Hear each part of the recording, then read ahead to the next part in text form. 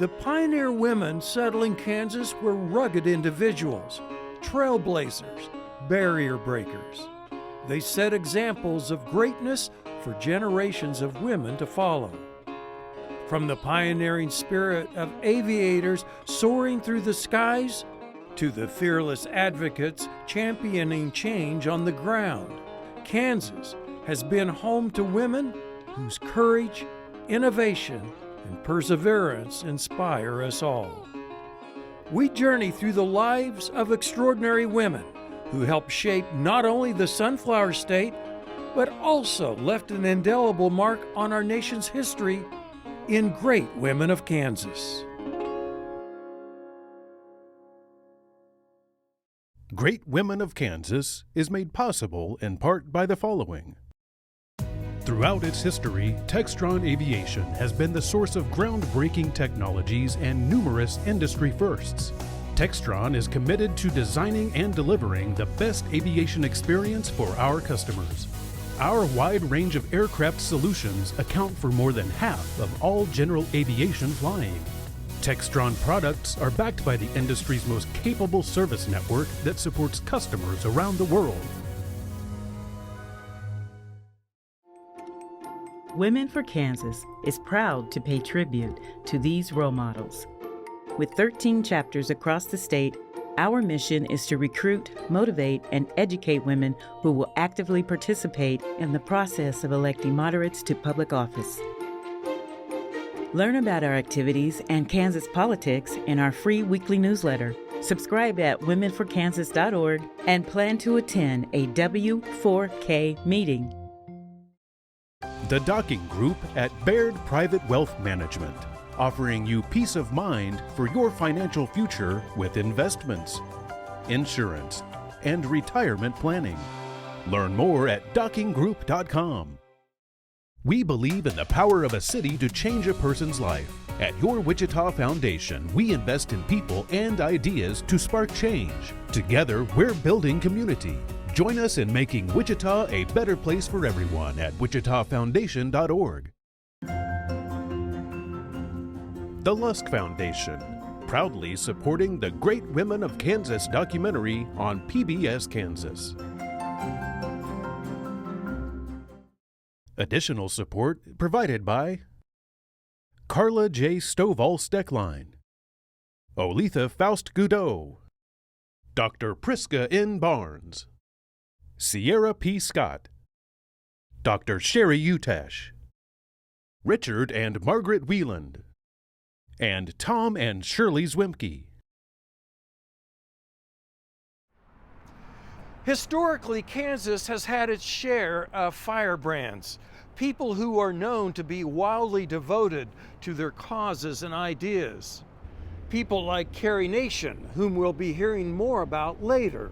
Many were women suffragists fighting for women's right to vote and for other women's rights, like Mary Elizabeth Lease, whom we'll also be hearing more about later. She won.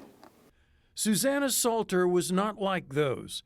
Although not a firebrand orator or one to resort to violent actions for a cause, Salter stands out unique among great women of Kansas. And somebody decided to put her name on the ballot as a joke.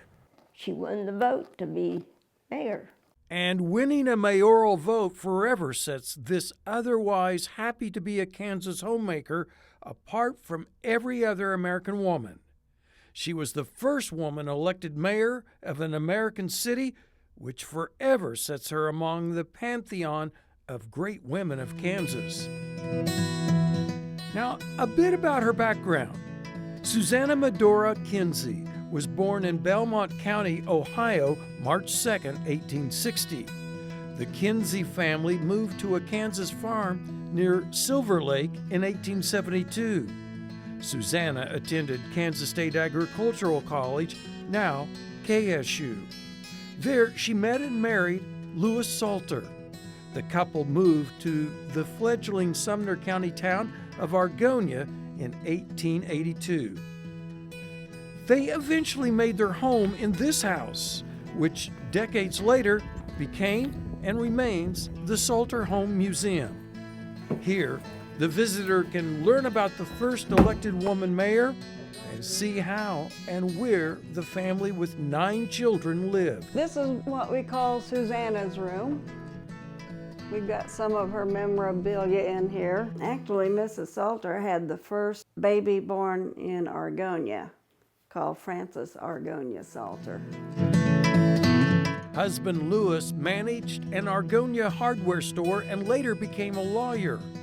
His father, Melville J. Salter, was twice Kansas lieutenant governor and very active in the state's Republican Party. Son Lewis was Argonia's first city clerk, once Argonia incorporated in 1885. At the same time, the town's first mayor was Susanna's father, Oliver Kinsey. Now, being surrounded by political serving family members might make you think Susanna would develop political ambitions, but there's no evidence of that. It wasn't even on her mind. But besides being a homemaker, Salter had one outside the home passion. She was an officer in a local women's Christian temperance union chapter, WCTU. A WCTU banner is displayed in the Salter Home Museum. That WCTU service plays into Salter's destiny. Well, Susanna helped organize it in 1883, and she was an activist, and she belonged to the Prohibition Party, and the WCTU were against the men drinking and smoking. The drinking men were sometimes called the Wets Group. Prohibitionists were referred to as Dries. And so Susanna Medora Salter embraced the temperance movement along with numerous women in the community of Argonia. They believed that one of the community's greatest ills was the intoxicating liquors that were imbibed at record numbers, they believed. So she went ahead and was pushing and asking local politicians to embrace temperance. Kansas voters approved state prohibition in 1880, but prohibition wasn't widely enforced, even though it was the law of the day. Saloons found loopholes in the law, choosing to pay fines to stay open for business. That's why the Women's Christian Temperance Union took up the prohibition fight against alcohol, working for stricter laws and enforcement.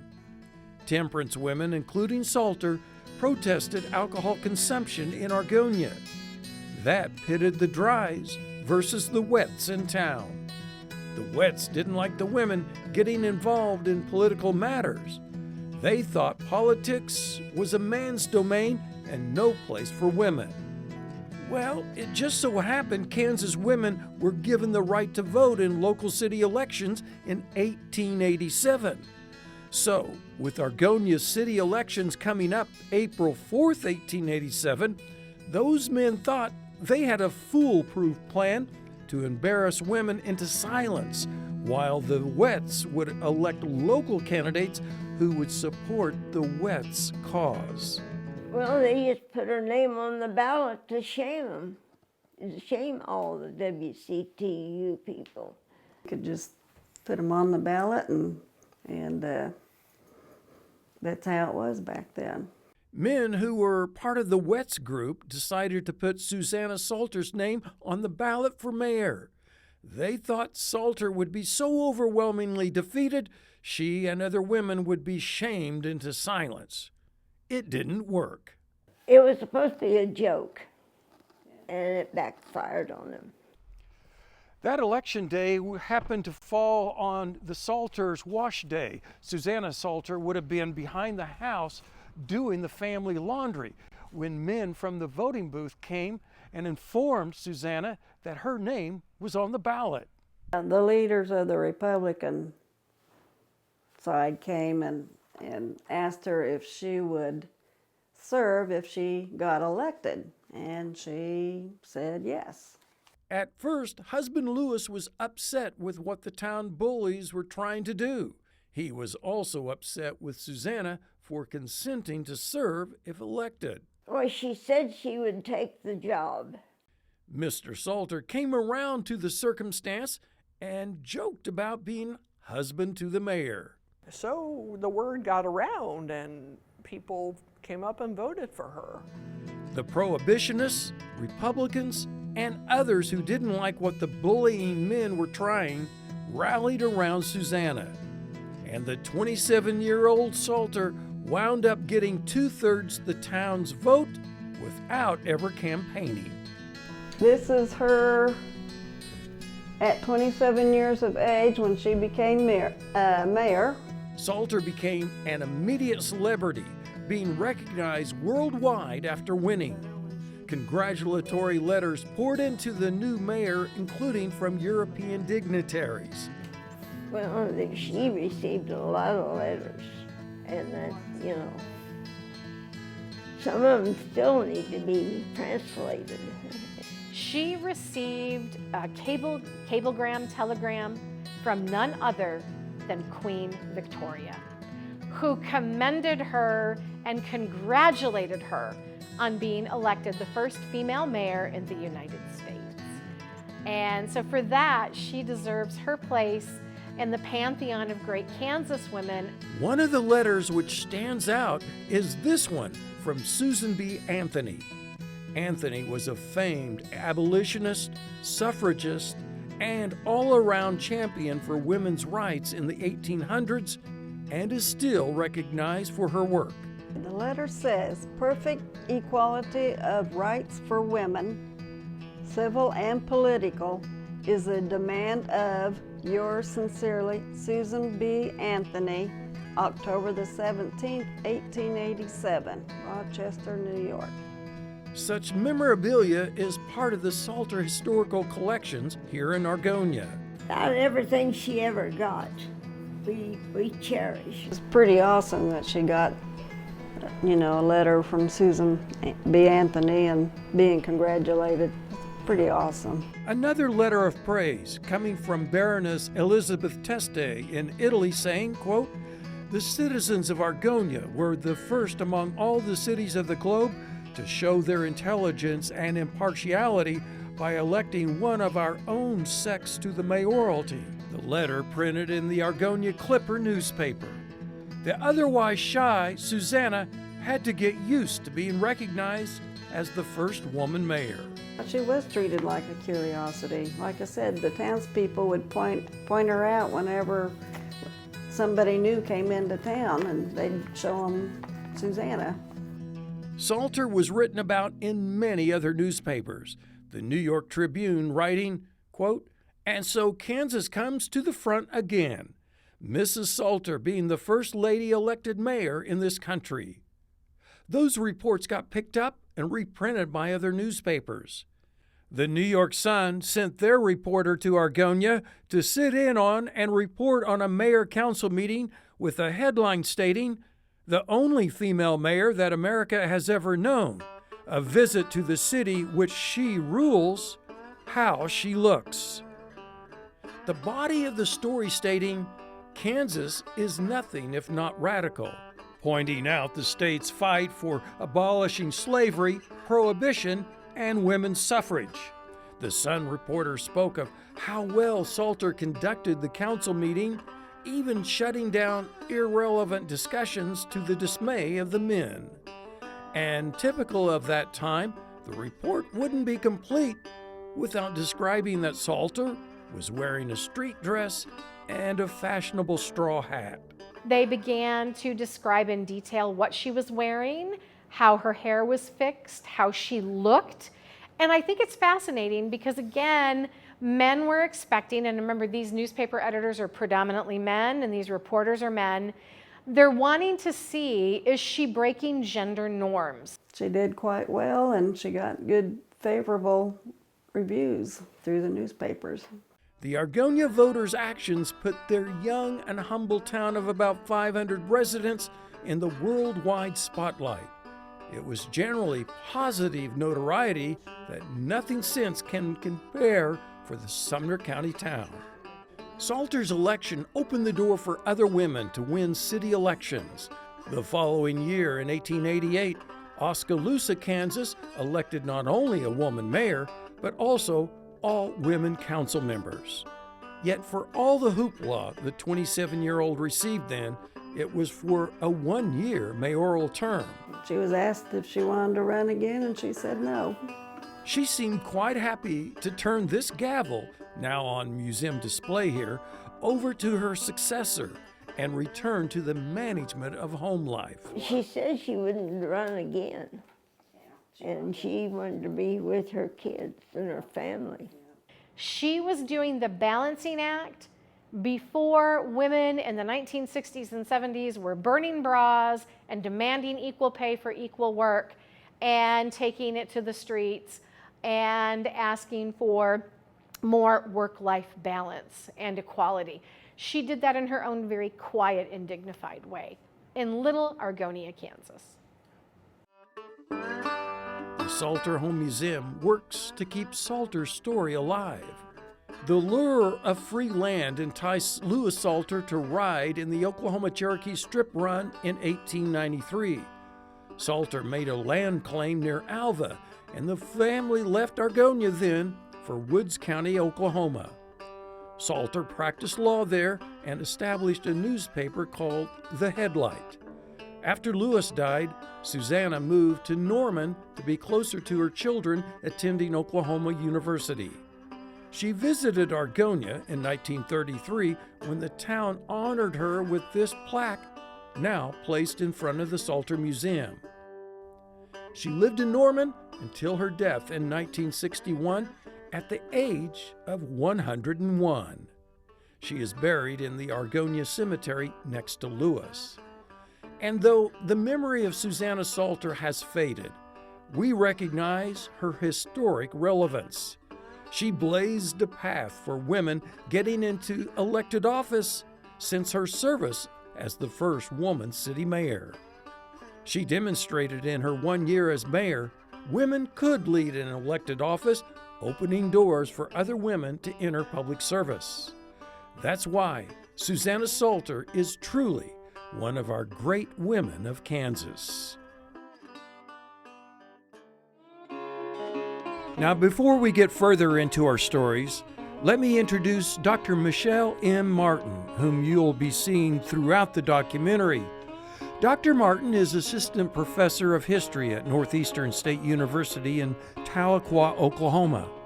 She has taught history in Kansas and Oklahoma at the community and university levels and worked as a museum professional and historical consultant to the television and film industries. Her work has been aired on the History Channel, PBS, and the National Geographic Channel. She contributes her expertise here in Great Women of Kansas. Many of the early settlers to Kansas came because of fewer economic opportunities back east. Many others came to Kansas to help ensure Kansas would be a free from slavery state. Charles and Sarah Robinson were in that group. Sarah Robinson became the inaugural First Lady of Kansas when husband Charles is elected governor. She was also a noted news columnist and author. Sarah Tappan Doolittle Lawrence was born in Belchertown, Massachusetts in 1827. Her life's journey is later connected to Kansas becoming a free state. Sarah Robinson came from a very well-connected, politically active family in Massachusetts, and her father was an attorney. The prominent early 19th century attorney Daniel Webster, who served as Secretary of State for 3 presidents, was a frequent visitor to the family's home, illustrating how connected that family was. So from a young age, Sarah was exposed to literature, music, art, and education. Sarah's parents saw that she got the same classical education her brothers received. She also was fluent in German and other languages. So we're talking a woman of great intellectual prowess and capability. Charles Robinson enters her life first as her physician. Under Robinson's care, Sarah regained her health after an injury in a fall. They later married. The Robinsons get involved then in the anti-slavery movement. When the call to settle Kansas to make it a free state goes out nationwide. Charles Robinson and Sarah become connected to the New England Immigrant Aid Society. Mr. Robinson arrives in Kansas first. The following year, he sends for Sarah. Sarah initially was not happy being a resident of Kansas Territory. Sarah Robinson started writing to newspapers back east describing life in the new Kansas Territory, and it wasn't flattery at first. She found it to be rough and wild, and she found some of the people living here to be very uncouth. Her greater distaste for slavery allowed her to look past Kansas shortfalls. Her conviction and belief that the abolition of slavery was a paramount cause in American society overrode her dislike for being here. She was a regular contributor to newspapers as a columnist, writing about life in Kansas before and after statehood. But she really gives us the equivalent of a journalist's eyewitness perspective on what was happening here and how it was impacting the families, the women, the children, and the communities in Kansas that were being continually threatened with political and physical violence. Robinson authors the book Kansas, Its Interior and Exterior Life in 1856. Robinson writes about the bleeding Kansas era she experienced. At the time, her book was recognized second in importance only to Uncle Tom's Cabin in supporting the abolitionist movement. She talks about everything from the flora, the fauna, the climate, but she talks about the political rhetoric that is being bandied about in Kansas Territory. The Robinsons' home was sacked and burned by pro-slavery ruffians. Robinson wrote about her experiences of the May 1856 sacking of Lawrence and the notorious 1863 bloody raid on Lawrence by the infamous William Quantrill, whose raiders killed between 160 and 180 men and boys. Robinson's written accounts helped inform the rest of the nation about the battles being fought in Kansas between free staters and pro-slavery advocates. Some historians argue that she really is one of Kansas's first political propagandists, that she really understands the right words, the right phrases, the right buzzwords that are going to elicit an emotional response from readers. And that is because of her keen intellect and her excellent education. The Robinsons' farm property included Mount Oread, where parts of the University of Kansas campus are located. Charles Robinson was one of the founders of KU. Sarah dies in 1911 in Lawrence. The Robinsons did not have children. Much of the Robinson estate is bequeathed to the University of Kansas. The University Daily Kansan writes, "By the death of Sarah T. Robinson, the state lost one of its noblest women, and the university lost one of its greatest benefactors. The paper called her a pioneer among pioneers. And so we recognize Sarah T. Robinson, a great woman of Kansas." On the trail, Osa's eye suddenly catches a slinking figure ahead. Hey, we're just getting started, so stick around. We have many more great women of Kansas to feature, including Osa Johnson, African safari movie maker and author; Carrie Nation, who evoked terror among saloon keepers with her hatchetations; and later, the great aviatrix Amelia Earhart, still in the current news after missing since 1937. So stick around for more Great Women of Kansas, Part 1. There is only one thing to be done, and that must be done quickly. In the heart of a tropic jungle, hundreds of miles from civilization, a woman takes command. That woman taking command is Osa Johnson. She stars in the 1940 film I Married Adventure, which she also produced. The movie followed the release of her widely read book of the same title. Earlier generations of Kansas school children grew up reading about Osa Johnson. Johnson has been in Kansas history books since the 1920s. Her book, I Married Adventure, in 1940 through 64, was reading required in Kansas schools because it had been such a hit worldwide. But also it was a famous woman that did this. It was a role model. Osa Johnson was a fearless pioneer in a man's world. The team of Martin and Osa Johnson captured the untamed beauty of the wild and brought the mysteries of distant lands into the hearts and homes of millions. The adventurer, filmmaker, author, and entertainer started her life in Chanute, Kansas, born March 14, 1894. Chanute is far away from the jungles Osa would later explore. The southeast Kansas community is far from the bright lights of the big cities Osa would be seen in. But Chanute is where Johnson started her life as Osa Leety. I do think Osa is one of the great women of Kansas. I actually think she's one of the great women of the United States because of the things that she did from all over, but definitely for Kansas. The Martin and Osa Johnson Safari Museum in Chanute keeps the Johnsons' legacy alive. Here, visitors can learn about these great adventurers. Now, I want to make this point from the outset.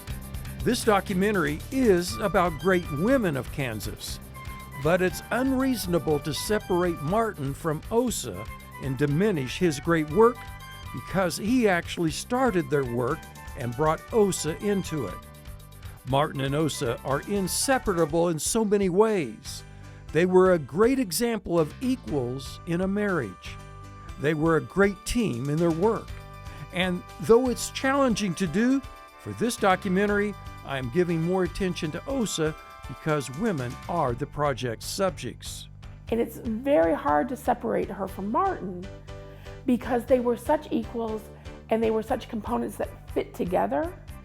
And to take one out of the equation is to diminish the overall. Arriving at New York, Martin and Osa Johnson find that they have come home to an American public that already knows of their triumphs in Africa. City after city. Martin and Osa Johnson amazed audiences, seeing their films and listening to their lectures. The Johnsons went on long overseas adventures, exploring places and visiting tribes few or no other outsiders at the time had seen.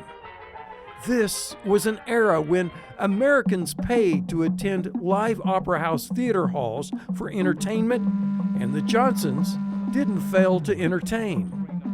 Osa Leety entertained audiences in song and dance as a young girl in Chanute and other Kansas theaters. She was always doing theatrical performances. Osa Leety's name was in print regularly in the early 1900s in Chanute newspapers in reference to her local theatrical performances. For example, this December 1904 critique in the Chanute Sun of a local performance praises the 10-year-old Miss Osa Leety, saying she deserved the encores for her vocal solo. Osa performed regularly to earn extra money to help support her desperate family. She would be at age 14, 2 years before she met Martin.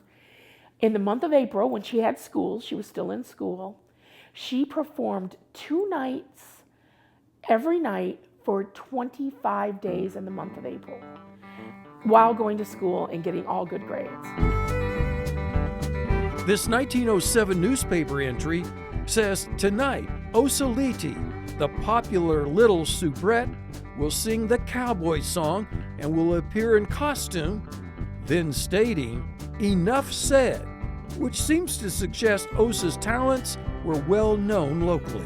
And she just loved it. She took to it. She's like, it's going to be a hot time in Chanute today when she's 3.5 years old. Martin Johnson was often written about in his hometown's independence newspapers.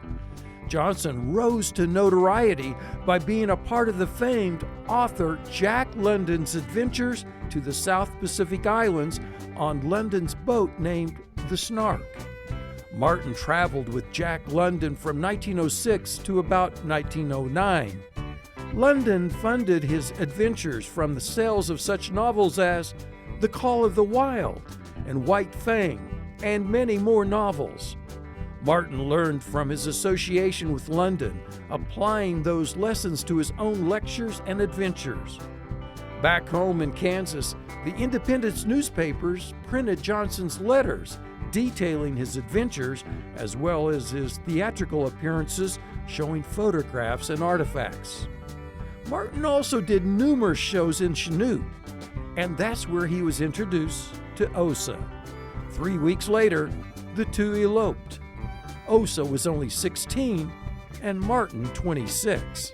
So they just had this instant attraction, and it's just like they fit together like puzzle pieces. They became what we now call a power couple.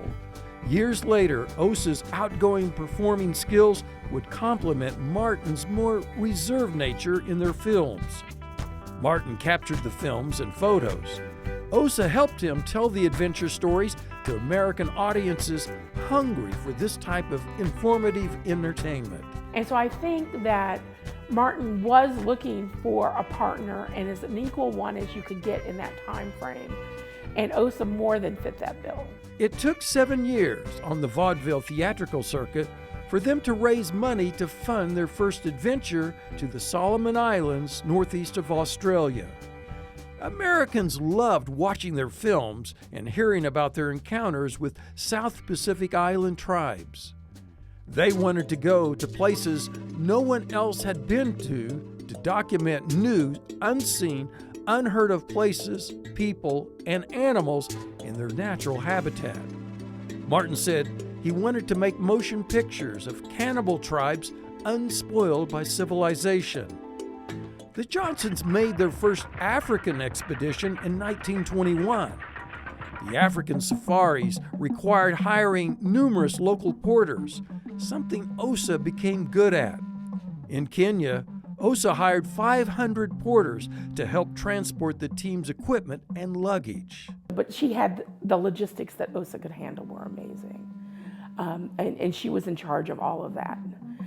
She ran the camp like a military venture. Osa had a sharp mind for organizing the feeding of such large teams. Osa became a regular hunter and angler to get fresh meat for all the employees. And she had to go out with hunting parties and do antelope hunts. She had to go fishing. She loved to fish. But she always had to provide for up to 500, 600 porters at a time. She was the one in charge of that. But Osie, a real Isaac Walton at heart, had found the finest trout fishing in the world in the clear mountain stream adjoining our tents. Osa took on the role of Martin's protector during the filming of wildlife, including rhinos, elephants, and lions. It was another great opportunity, as Osie protected me with her rifle. Martin would even take insults from sexist men because Osa was his bodyguard on safaris. And Osie with her gun ready covered me and the camera as I tried to get every move of this drama, a battle of rhino, savages, and thorn bushes. And she had to protect Martin and herself from lions and rampaging rhino. And then if they had to shoot a rhino, it got eaten. Martin wrote a chapter in one of his 10 books titled, "My Wife Holds the Gun." He wasn't ashamed to acknowledge her as his bodyguard. There were occasions Osa had to shoot an animal charging at them. But she had to learn the gun as she went. And she was called the Annie Oakley of Africa. The couple embraced aviation as they became more successful. They purchased 2 Sikorsky airplanes as tools to advance their work. The planes were customized for their safaris. The planes were worked into the script of this 1935 adventure film titled Baboona the Johnsons produced. This was their 5th African safari. After 25 years of exploring the jungles of the world, Osie and I decided this time to do the Dark Continent in a real modern way. Hence our 2 big Sikorsky amphibian airplanes, capable of landing on either water or land. My big plane was painted with zebra stripes and named Osie's Ark, while Osie's was spotted like a giraffe and named the Spirit of Africa. The planes became integral parts of their film narratives. We now take such aerial footage for granted, but the Johnsons were breaking ground with aerial filming at that time. Everything looked so different from up here than it did when we traveled with safari porters. Both Osa and Martin earned their pilot's licenses at what's now called the Chanute Martin Johnson Airport. They still hired pilots so both of them could film from the air. For the first time, audiences could now see herds of wildlife from the air: buffalo, elephants, rhinos, zebras, and more. We flew over 7 or 8 herds and must have seen 10,000 elephants in the next 2 hours. The couple went out of their way to work the planes into the script. And it seemed that in the next few days, every herd in Africa decided to come out in the open to have Osie take their pictures. They were the first to fly over and film Mount Kilimanjaro and Mount Kenya from the air. Mount Kenya, a challenge to mountain climbers. Only now did we realize how limited our previous expeditions had been without these space-covering planes. The Johnsons were certainly trailblazers with their filmmaking. They wanted to be the first to film sound in Africa. They wanted the people singing, their dances, the music that went with it to be heard for the first time in the United States by them. They wanted the first time you heard a lion roar in the wild to be heard on one of their films. Martin made a point of working Osa into the films. Let go my finger. Let go. Osa was the main focus of his film work. She was this pretty young girl from Middle America, and here she was interacting with native peoples in different parts of the world, seeing and filming these wild animals. Osa was just incredibly skilled. I mean, their different strengths balanced each other out, and that's what made them such a wonderful team. Here, she's trying to make a pet out of a baby elephant, which got separated from its mother. Osie decides to adopt it. On another occasion, Osa had to rid the couple's house of a large troop of monkeys. She was the star. Yeah, she was the actress, if you will, the star of their documentary films. The Johnsons weren't educated as journalists or writers of any sort. They weren't anthropologists either. But Osa and Martin did the work of journalists, anthropologists, filmmakers, authors, and more. They were early conservationists. The attention they gave to their subjects helped elevate conservation efforts to preserve wild habitat for African wildlife. Perhaps their Kansas upbringing motivated them to work to preserve the African wild. They saw what happened on the prairie. They saw the Native Americans being removed down to Oklahoma. They saw the bison being killed off. Martin wrote about it in one of his books. Martin has had to set up his camera in a mud hole. They were really trying to make a difference as they could and come back, and it would lead to conservation. Their films have been used to rebuild different parks in Africa that are now sanctuaries. The couple thirsted for adventure, and American audiences thirsted to see their films flocking to theaters back home. People in the Depression would scrounge for a nickel to go see one of their films. For the film watcher, it was a temporary escape from lives of drudgery to places like Borneo or Africa. I mean, they were highly popular. They were popular all over the world. Martin and Osa each authored 10 books published in several languages. Of course, Martin wrote his 10 books first, and Osa wrote her children's books overlapping, but then she wrote her adult books after Martin. So she's kind of a co-writer of his books. The couple was at the beginning of a nationwide lecture tour in America when tragedy struck. They were on a commercial flight from Las Vegas to Burbank, California. The plane crashed into the side of a mountain during foggy weather. Martin was killed. Osa was badly injured. Later, Osa did hundreds of lectures from a wheelchair. After Martin's death, Osa had to deal with sexism. Osa was friends with another great woman of Kansas, Amelia Earhart. They had aviation in common, and the Johnsons and Earhart shared the same publisher, George Putnam. George Putnam was awful to Osa Johnson, was very, very sexist, and he's married to Amelia Earhart. Book publisher George Putnam had published Martin's books. Putnam was set to publish Osa's book, I Married Adventure. But after Martin was killed, Putnam squashed the publishing deal, saying Martin was the attention draw. But, you know, Putnam cut Osa off immediately. When Martin was killed, he had a book deal with her, and he refused to publish the book because he said Martin Johnson was the story, and his was the name, and you don't have a presence in the publishing field. So he just cut Osa Johnson off. Osa takes her book to Lippincott Publishing, but they too were sexist. And they agreed, and here's where sexism comes again.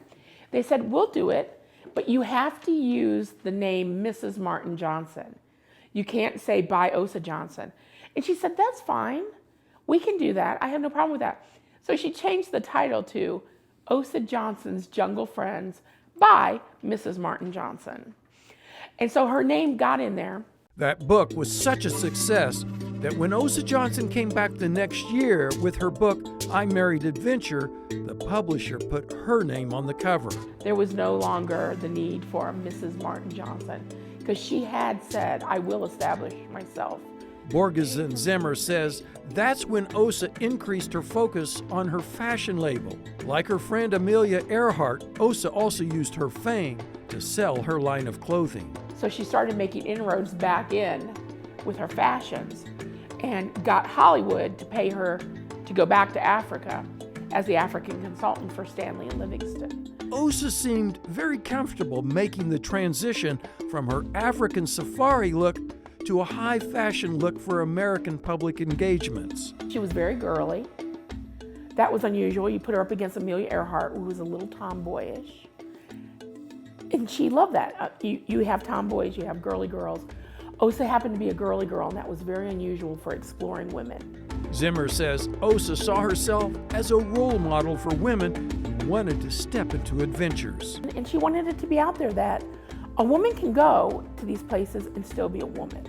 Osa marketed a line of stuffed animals, among other things. Animated books also told the stories of the Johnsons' adventures. Osa was a partner in every way with her husband Martin in their great adventures and overall film work. She was a role model to women then, and she remains a role model to women today.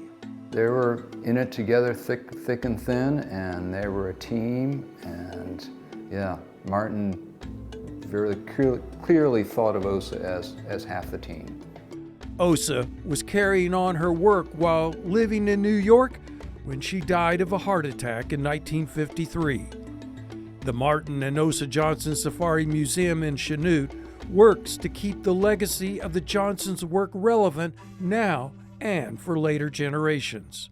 The Safari Museum is the largest holder of their archives, of their photographs and other materials, personal possessions and things of that nature. So it is our role to share that with the public through exhibits, but also to encourage the publication of their books, republication, if you will, also to share their photographs and films so they can be used in modern documentary programs and included in other newer publications.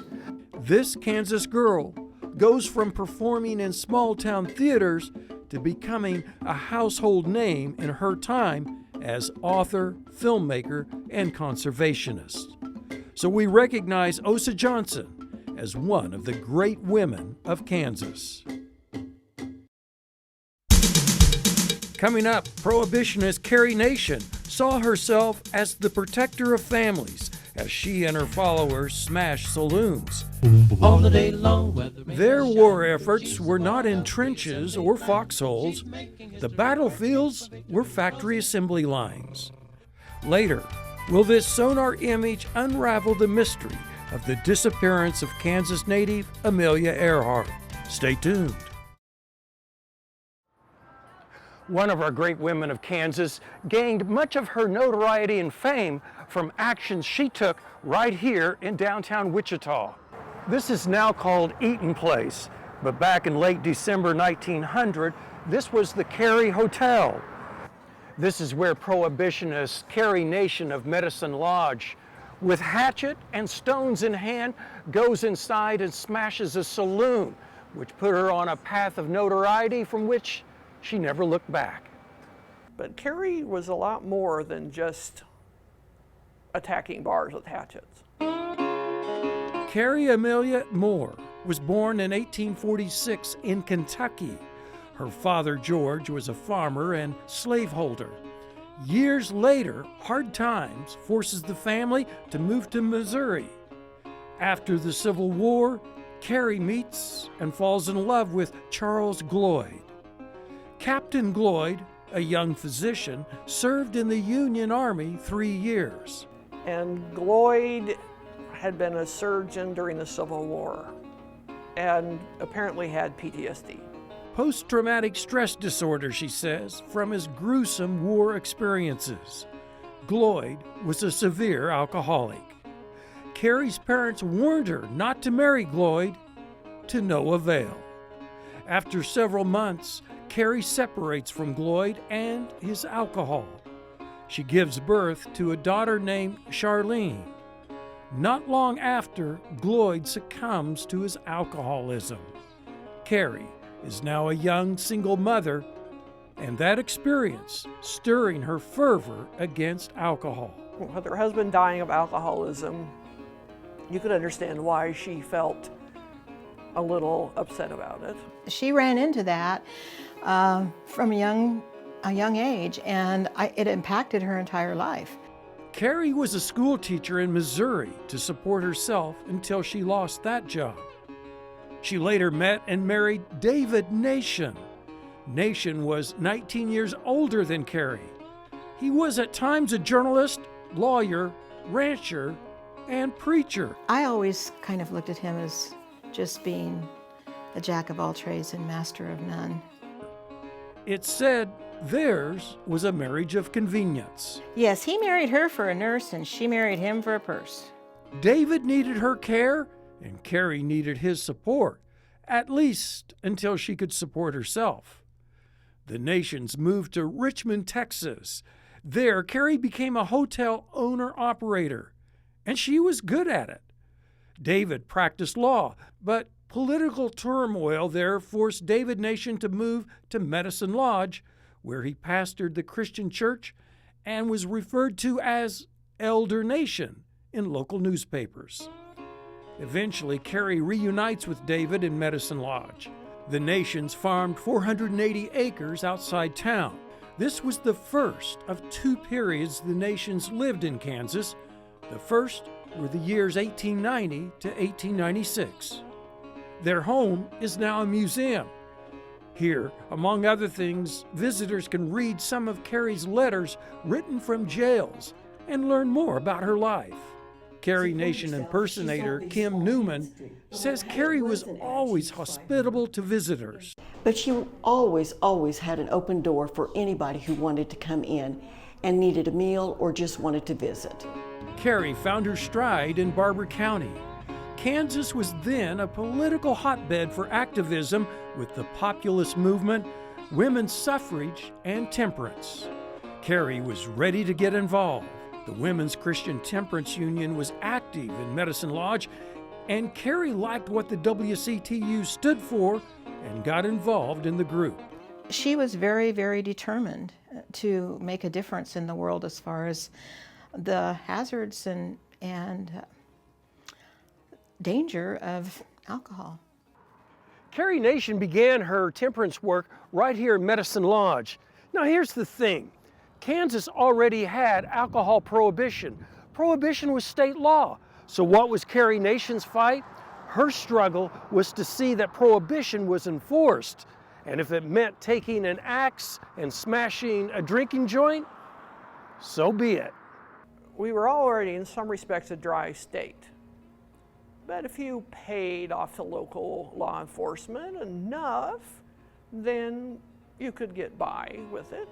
Kansas was the first state to approve prohibition of manufacturing and selling intoxicating liquors, with the exception of medical, scientific, and mechanical purposes. A drugstore owner by the name of O.L. Day had petitioned for a permit to sell intoxicating liquor for scientific and medicinal purposes in Medicine Lodge. Women's Christian Temperance Union members, including Carrie Nation, believed Mr. Day was just trying to get around the law in order to sell liquor. They deemed his pharmacy an illegal saloon. So as the Barber County Index paper writes, on December 6, 1894, a group of WCTU women, including Carrie Nation, rolled out a 10-gallon keg of brandy from the pharmacy and spilled it into the street. The story describes some of the women as the elite in the community. Their actions caused quite a stir. Elder Nation used his ministry to preach on temperance. This 1889 account says, quote, "One of the largest audiences ever assembled in the courthouse greeted Elder Nation Sunday night to hear his able temperance sermon." End of quote. While David preached, Carrie helped to manage a Medicine Lodge hotel and organize benevolence work for the poor, a side of Carrie many don't know. And if someone needed something, Carrie seemed to have a sixth sense about that, and she would just supply that. She would help people. She helped so many people everywhere she lived that it was, sometimes it was to her detriment. She would hector people who own grocery stores and restaurants to give her food so that she could feed people who did not have enough to eat. There are several states which can lay claim to Carrie Nation: Kentucky, Missouri, Texas, Kansas, Arkansas, and Oklahoma. The Nations made a land claim in the newly opened Cherokee Outlet of the Oklahoma Territory. They lived near the town of Sealing. David pastored a church there. Carrie was involved in benevolence. Now, to really know Carrie Nation is to also recognize her deep faith. Nation often referenced a baptism in the Holy Spirit experience as an empowerment in serving God. She was very devout, and she sang to God, she prayed to God. She was definitely a strong Christian woman, and she had deep beliefs. She had visions. She was just, she was wrapped in that faith. But she didn't always have a lot of patience with Elder Nation's preaching. Sometimes Carrie abruptly ended his sermons. And I think there were times she actually did physically stand up and go put his hat on him or close the Bible. And, she stood up and corrected him a lot as he was speaking. And so that was kind of distracting to the parishioners of the Christian church. Distracting, she says, and no doubt humiliating to her husband. The Medicine Lodge Church dismissed Pastor Nation, but Carrie wouldn't leave. She never really quit going to that church. I think they tried to throw her out 2 or 3 times, and she'd always go back. She'd just be there.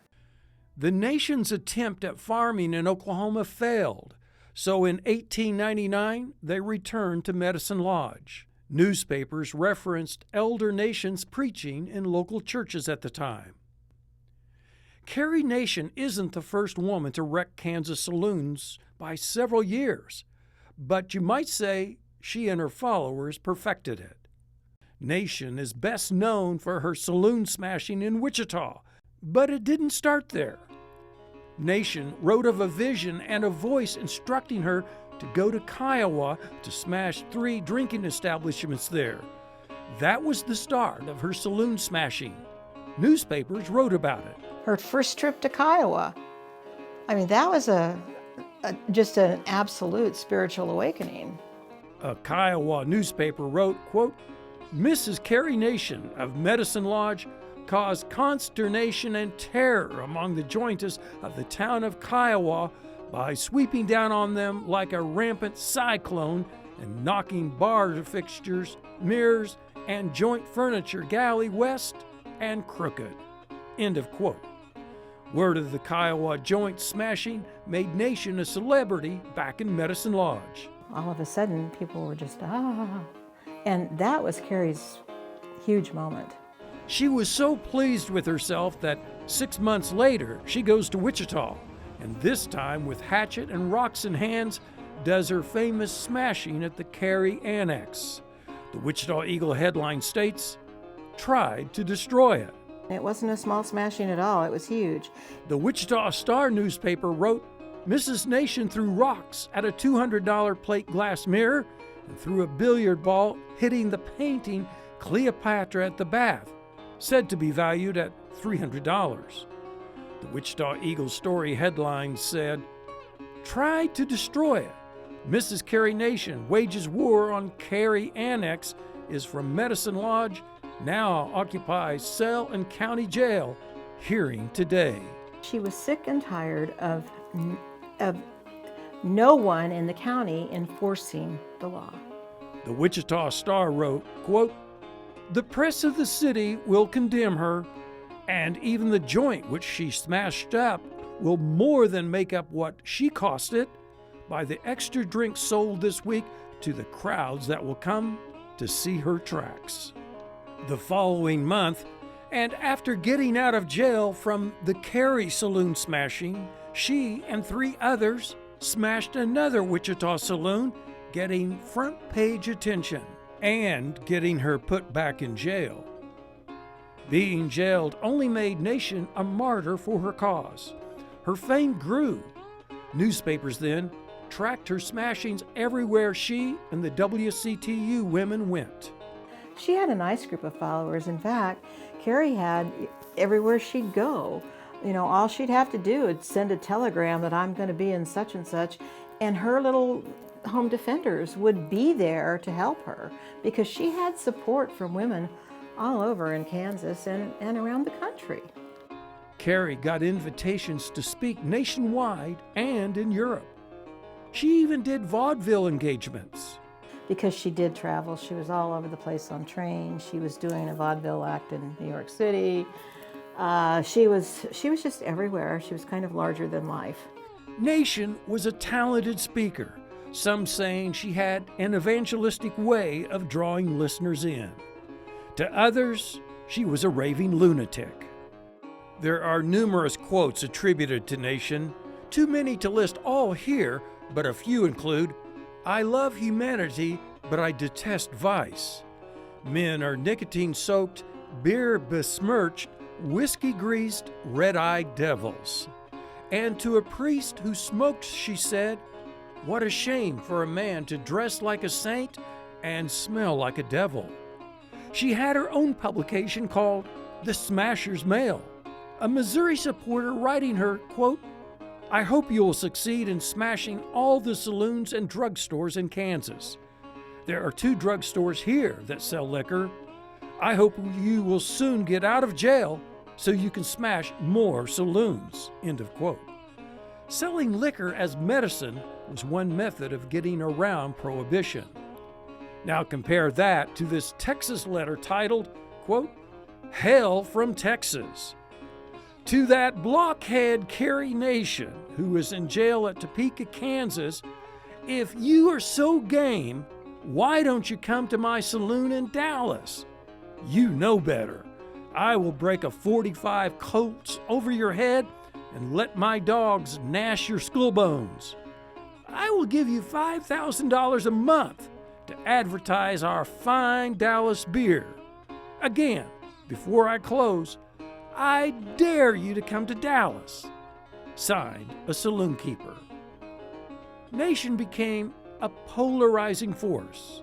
She had her followers and supporters, but she also stirred up opposition and suffered injuries during smashings and protests. She constantly had things thrown at her and fists, and people would trip her as she'd walk down the street. Carrie had she had some hard physical injuries as a result of her activities. Nation's sanity was often asked about by reporters. This Wichita Beacon headline states, quote, Mrs. Nation will rest. declares that she is not insane. The last sentence saying, quote, Mrs. Nation resents with emphasis the frequent question that she is insane on the question of destroying saloons. And while her anti-alcohol stance is what she's best known for, she also spoke against tobacco use, women wearing corsets, and flashy clothing. She screamed at members of the Vanderbilt family, the richest family in the U.S. at that time, objecting to their clothing, yelling for them to take off their disgraceful clothing at once. Nation was a fierce advocate for women's rights. She was very much about women getting the right to vote. Not having a political voice was extra motivation for taking her populist message to the streets. Carrie and husband David went their separate ways eventually and divorced. Years later, Carrie moved to Eureka Springs, Arkansas. She was ready to slow down. She was worn out when she moved to Arkansas and bought the place there. She was just worn out. Hatchet Hall in Eureka Springs was a boarding house for battered women and the elderly, as well as pre-college students. It was Carrie's last home. Oh, I definitely think she qualifies as a great woman of Kansas. Most definitely. She did a lot to help people and bring a cause to the forefront, which really needed to be exposed. Now, a couple of tidbits people often ask about her, including her height. She was 6 feet tall. And what about her name spelling? Well, she purposely changed her name spelling from Carrie to Carry as a way to market herself as Carry a Nation, as in carrying a nation. Near the end, family issues robbed her of the will to keep living. In her last anti-liquor address, she collapsed and uttered these words, "I have done what I could." I think Carrie's always going to be remembered as somebody who she had her beliefs and she had her ability to work for her beliefs, and she had the faith to believe strongly that she could make a difference. She was moved to a hospital in Leavenworth, where she died of heart failure June 9, 1911, at the age of 64. To many, she will only be remembered for her saloon smashings. A male-dominated press then often characterized Nation in very negative ways, saying she was sexless, couldn't keep a husband, and called her a nut job. Those were tactics of marginalizing a powerful woman. But those who dive deeper into her life will discover Carrie Nation was much more complex, with a deep faith and a care for family, wanting women and children to be supported. So we recognize Carrie A. Nation as a great woman of Kansas. In recent generations, women have joined the workforce in greater numbers. Well, I was glad that I could go to the plant. According to the 1940 census figures, 24% of the workforce were women. Women's labor force participation rate was 57.5% in early 2024, more than double the 1940 rate. They were good workers. America's entering of World War II resulted in a demand for women laborers like nothing before, except perhaps World War I. Both wars demanded men to leave their jobs and join the military services. That resulted in a need for women to take men's places in industry. When I worked at Boeing, I rivet, and then I wasn't Rosie the Riveter then. I became him. In this Great Women of Kansas documentary segment, we recognize all the Rosie Riveters as a collective group. I feel very grateful that I could, work for the war effort and do my part.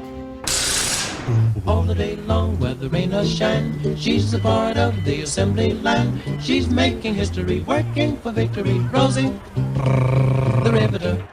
Rosie the Riveter was a widespread campaign to encourage women to take on jobs vacated by men going into the military. Now, every state had its Rosies. Kansas was no different.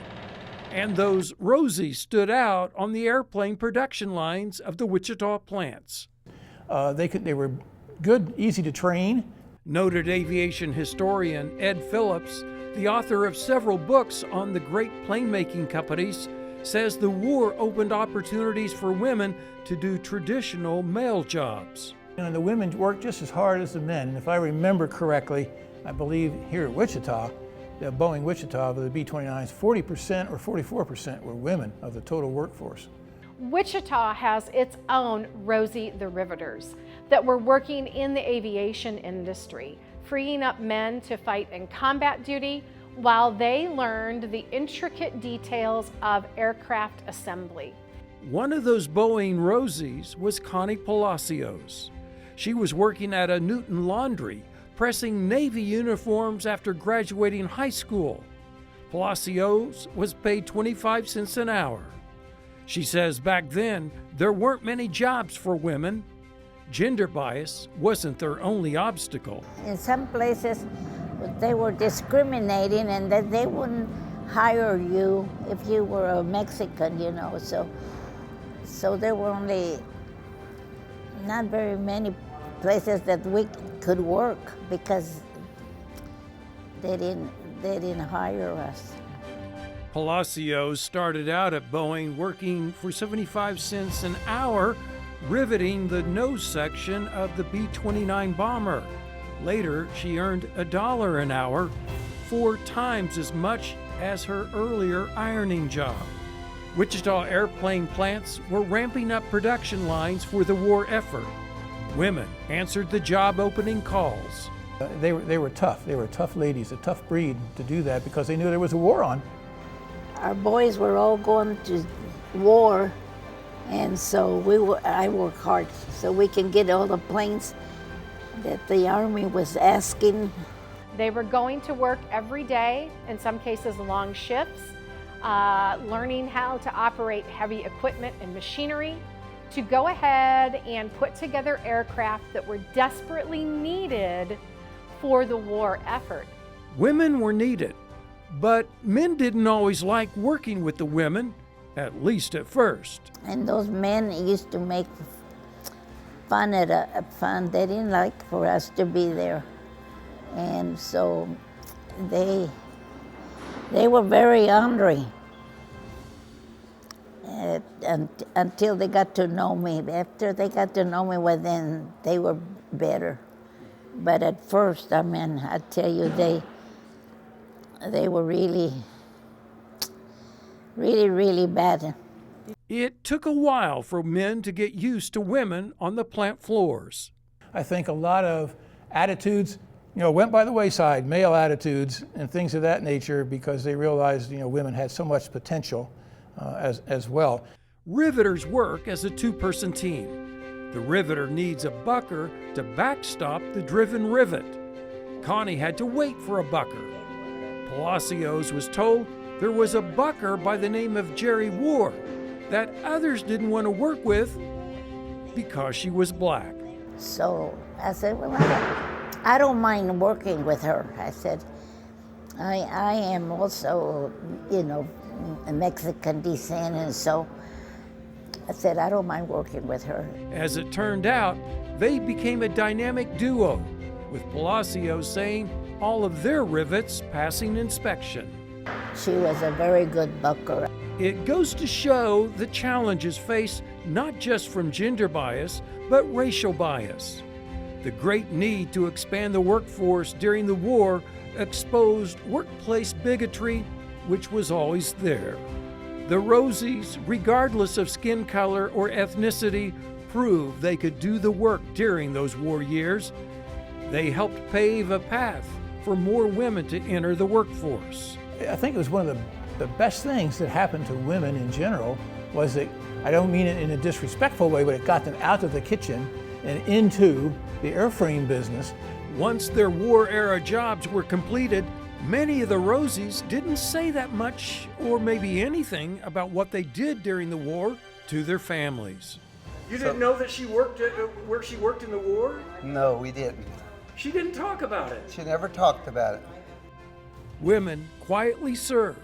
It was decades after the war, Rosie Riveters began to be recognized for their service. So women in the aviation industry during World War II are indispensable to ensuring that American airmen have the equipment they need to go ahead and fight a war on two fronts, the European and the Pacific theaters. And once the war was over, many of the Rosies had to relinquish their jobs to men returning from service duty. But the women proved they were up to the task of doing the same jobs men were doing. The Rosies succeeded in challenging societal stereotypes about gender roles and women's abilities. As surveys show, women's participation in the workforce rose following the war. And for all those reasons, Rosies stand out as a group, as great women of Kansas. Three sisters endure hardships to hold developers at bay. Two Kansas women, fighting different legal battles, see their cases going to the Supreme Court. And why did some politicians cross streets to avoid this well-known lecturer?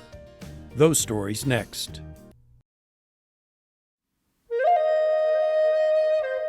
Lyda Conley of Kansas City, Kansas, stands out with a unique distinction.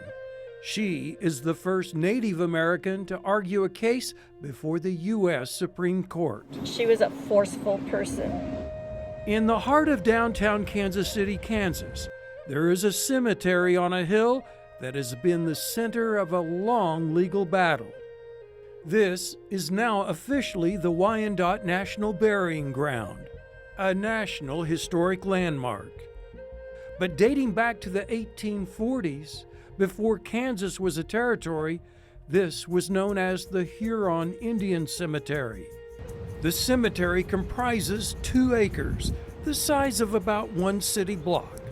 Though not great in land size, it has at times divided members of the Wyandotte nations of Kansas and Oklahoma. It has long been coveted by developers. But a great woman of Kansas, Lyda Conley, with her 2 sisters, Ida and Lena, short for Helena, fought against and stopped the city from taking over what they deemed sacred ground.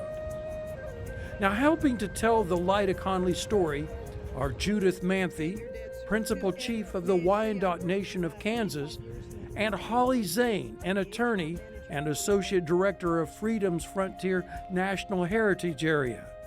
Both are cousins to the Conley sisters.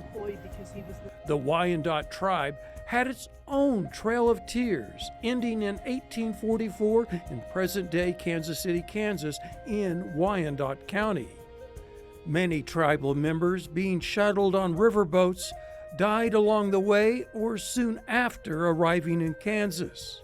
They were buried here. Decades later, Kansas City was growing, and its downtown surrounded the cemetery. Newspaper accounts report local leaders eyeing the cemetery for development. The Mercantile Club of Kansas City proposed purchasing the Huron Indian Cemetery from the government. They called for a bond vote of $75,000 to buy the land. The cemetery was considered a great spot to build a new city hall. So that's what the local leaders wanted. But the Conley sisters weren't having any of that development talk. They worked together to put a stop to city plans to condemn and remove the cemetery. Condemn it, to dig it up, to move the bodies, to desecrate our beautiful land. So Lyda, Ida, and Helena marched up those steps, padlocked the gate, hung a sign up that said, "Trespassers beware," The three sisters, knowing a sign alone wouldn't stop anyone, prepared a defense. Wyandotte members built them a small cabin. The 6 by 8 feet structure was more like a shack, but it allows the sisters to live on the grounds and guard the cemetery. They built a cabin or a shack over their mother's grave, so it would have been right in here, and their baby sister's grave. And she said, "This shack is a fort, and I will fight from here." The sisters took shifts standing guard. The Wyandotte County Historical Museum in Bonner Springs has on display the shotgun the sisters used to back up their warnings to developers. So they lived here a total of 7 years on this site. The first 2 years were day and night, summer and winter. The coldest cold, the hottest summers. Kansas City newspapers often wrote stories about the sisters holding the fort. Lena Conley saying, "We will not be trampled upon, and as I have said before, we will protect the graves of our parents as long as there remains a breath of life in us. We are sure that the bodies will not be removed." July 29, 1907, in the Kansas City Globe, the headline, "War Department Takes Hand, Will Ask Conley Sisters to Vacate Huron Cemetery at Once." U.S. Secretary of the Interior James R. Garfield, son of former President James Garfield, asked the War Department to help remove the Conley sisters. The War Department instructed U.S. Marshal Mackey to invite, persuade, or force the Conley sisters to evacuate Fort Conley and leave the Indian burying ground in possession of the United States. Lyda Conley recognized a battle would also be fought in court, so she studied law at the Kansas City School of Law. The only reason she went to law school was to defend this cemetery. Her drive to become an attorney was to fight for the cemetery's protection in court. And she knew that they were going to have to fight. And the whole Wyandotte Nation of Kansas fought with her too. This July 7, 1910 news item states Miss Lyda B. Conley of Kansas City, Kansas, an Indian, has been admitted to practice law in Kansas by the Supreme Court. All this while the sisters occupied Fort Conley, while authorities made attempts for the sisters' removal from the cemetery. Now, the previous year, Conley's case came before the U.S. Supreme Court. As stated here, Lyda B. Conley versus Interior Secretary Garfield and 3 commissioners. Conley petitioned the court to prevent the removal of their historic burial grounds. A Kansas City paper writes, Miss Lyda Conley pleads with Supreme Court for peace for her ancestors, calling her last of the once powerful Wyandottes. Holly Zane, like Chief Manthe, is a cousin to the Conley sisters. Zane, an attorney, answers the question whether she thinks Lyda was a good attorney. She was an excellent lawyer. The arguments that she made at that time were new, and they're now being argued. Now people have individual rights that have been established in the Supreme Court. If her case was brought today, she likely would have won. Ultimately, the High Court ruled against Conley. The sisters still didn't give up. The headline reads, Fort Conley Fallen. The U.S. Marshal found his opportunity to destroy the shack while the sisters had been summoned for a local court appearance. Ida Conley says, we'll build another. She fought all the way to the Supreme Court. And she didn't win, but she gained the attention of Charles Curtis, who became vice president. Charles Curtis is key. Curtis was an attorney and Republican politician.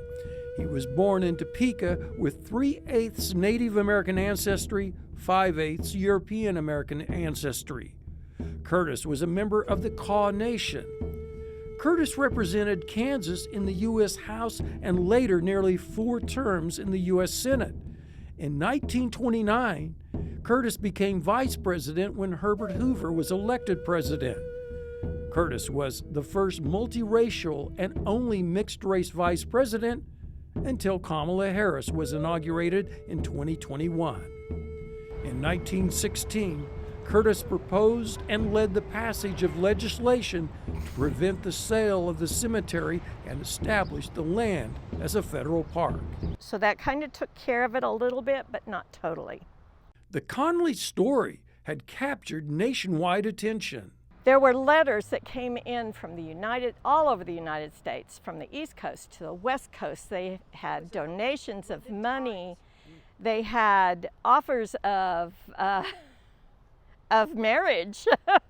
They had everything coming in. They were very well known. Despite marriage proposals, the sisters never married. This was their lifetime commitment, was to protect the cemetery and their ancestors. The Conley sisters never had much money. They said newspapers lined the windows and the floors to insulate their houses. And while defending the cemetery all those years, they also found time for other service and callings. The sisters were very devoted to the 7th Street Methodist Church, and they taught Sunday school for 50 years. So they were very religious. Sadly, Lyda, now in her mid-70s, was violently attacked by a thief. She was walking home from the library when someone came up behind her and hit her in the back of the head with a brick, all to steal her purse, which had 20 cents in it. She passed away within the 24-hour period. Her funeral was attended by 500, with the procession blocking downtown Kansas City streets. But within a month, Oklahoma came back and tried to take the cemetery again. So the battle was not over. What complicated the case is this. It was the Wyandot Nation, based in then Indian Territory, now Oklahoma, which approved the cemetery sale for development. Those Wyandots kept their tribal structure, retaining legal authority over the burying ground. The Oklahoma Wyandots were desperate for money to meet their own needs, which is why they were willing to sell the cemetery. The $75,000 sale price for the 2-acre site then would be equivalent to more than $2.7 million today. Back at that time, that would have been a great amount of money. So the cemetery fight pitted Oklahoma Wyandots against Kansas Wyandots.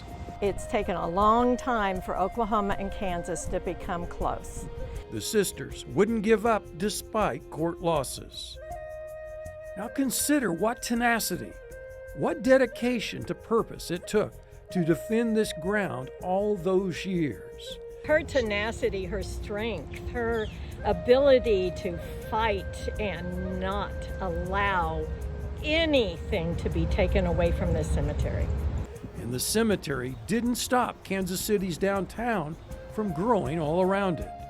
Lyda Conley and her sisters had this lifelong singular commitment to honor their ancestors and what ultimately became the sisters' burying ground. She is the best example when we go to Girl Scout groups and other small groups of children of things you can do that you don't have to be someone with a lot of power. You just need to be someone that has a powerful message.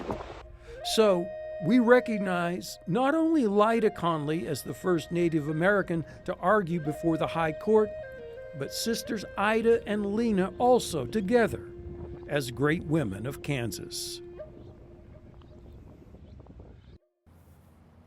Several of our great women of Kansas were pioneers, but not necessarily pioneers, shall we say, in the home on the range sense. Some were pioneers for racial equality, which brings us to Lucinda Todd. Lucinda Todd came from southeast Kansas. Lucinda Todd, with 13 other black parents in Topeka, petitioned the courts for racial equality in educational opportunities. Their class action suit became known as Brown versus Board of Education. Lucinda Wilson grew up in far southeast Kansas. She was born in 1903 in the town of Litchfield in the coal mining area of Crawford County, northeast of Pittsburgh. And opportunities for African Americans at the turn of the century when she was born were greatly limited. Despite Kansas's push to become a free state and enter the Union, abolishing slavery, that did not mean that there was always equal opportunity and access for people of color, African Americans, Asian Americans, Hispanic Americans, or Native Americans. Lucinda earned a teaching degree from Kansas State Teachers College, now Pittsburgh State University, and started a teaching career. And in many parts of Kansas, we still had segregated schools. So she would have been teaching in predominantly African American schools. Lucinda Wilson married Alvin Todd in 1935. They lived in Topeka. Now, getting married meant she also had to give up her teaching career by the rules at that time. Going back to the 19th century and into the 20th century in many states, women were required to be single to be a school teacher. So for Lucinda, when she married, she had to give up her teaching job. And that really is a marginalization for women, not just women of color who were entering the educational field, but all women across the board. Now Todd could turn her attention to advocacy and to the quality of education her daughter Nancy was getting, or as in her case, not getting. Todd became secretary of the NAACP in Topeka. So she is now settled in as a wife and a mother. And as a mother who is also an educator, she's very watchful and wants the best education for her own children. And she realizes in looking at the class offerings for her own children that they vary greatly from white schools. Todd paid close attention to the classroom opportunities available to her daughter. So she understood having a well-rounded education was better for every child. Todd recognized black children didn't get the same classroom options available in the schools white students attended. There was particularly a lack of music instruction.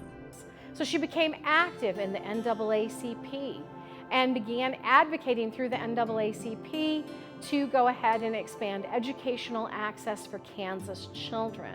In August 1950, Lucinda Todd writes to the NAACP requesting legal support. She writes, "Our situation has become so unbearable that the local branch has decided to test the permissible law which we have here in Kansas." And she's going to help lay the groundwork for future legal action that will result in the famed Brown versus Board case. Todd and 13 other black parents, including Oliver Brown, become plaintiffs, petitioning the courts for relief. This after Topeka Public Schools would not allow Oliver Brown to enroll his daughter, Linda Brown, in the school closest to home. Instead, she had to attend a segregated black school further away. It's the beginning of the class action suit known as Brown versus Board of Education, to bring integration in Topeka's elementary schools. And that's going to change the educational landscape in Kansas and nationwide dramatically. The legal battle took nearly 4 years to wind its way through the courts. In an historic, unanimous 9-0 decision, the High Court rules in favor of the Topeka parents on May 17, 1954. The outcome of the Brown versus Board case brought before the U.S. Supreme Court abolished the doctrine separate but equal educational practice. Because there was really no separate but equal. They were separate and they were unequal. Chief Justice Earl Warren, delivering the court's opinion, writes, "We conclude that in the field of public education, the doctrine of separate but equal has no place. The ruling bringing about school integration starts at Lucinda Todd's dining room table." So for Lucinda Todd, education was the key to ensuring that African American children would become fully enfranchised members of society and have access to all of the things they needed to be successful, productive members of society. Many got involved in the legal battle, but it was Lucinda Todd who starts the process which reshapes the educational landscape, making her a great woman of Kansas. One of our great women of Kansas, Mary Elizabeth Lease, is honored with a statue sculpted by Wichitan Babs Malore. Her likeness is positioned across from the Century 2 Concert Hall in downtown Wichita. In the 1890s in Wichita, some politicians purposely crossed to the other side of the street when they saw Mary Elizabeth Lease walking towards them. They didn't want to encounter her scorn. To understand Mary Elizabeth Lease, we have to put her in a little bit of context within American culture in the 19th century. Mary Elizabeth Clines was born in 1850 to Irish immigrant parents in Pennsylvania. Her parents fled Ireland after her dad, Joseph Clines, railed against the Irish government's handling of the Great Famine. It was either flee to America or face a lynching in Ireland. But pioneering in the U.S. was not easy. Soon, the Civil War broke out, and Mary's father and two brothers were drafted into the Union Army. Her brothers died in battle. Her dad starved in a Confederate prison. That forever angered Mary against the Democrats leading the Confederate secession movement. That influenced her politics later. It was not a favorable time to be Irish in America. Employers and landlords routinely put signs in their windows saying, "No Irish need to apply." There was a wave of Irish immigrants coming to America. They were escaping famine in Ireland. They were seeking a land of opportunity, but instead finding doors slammed in their faces because they were Irish. At age 20, she arrives in southeast Kansas to teach school at the Osage Catholic Mission in Neosho County. 3 years later, she marries local pharmacist Charles Lease. They tried farming in Kingman County, but lost the farm in the financial panic of 1873. So they moved to Wichita. So by the time Mary Elizabeth Lease arrives in Wichita, she's married, her husband is a pharmacist, and she becomes involved with the Populist Party. Kansas farmers were suffering from high debt, high transportation costs, and low crop prices.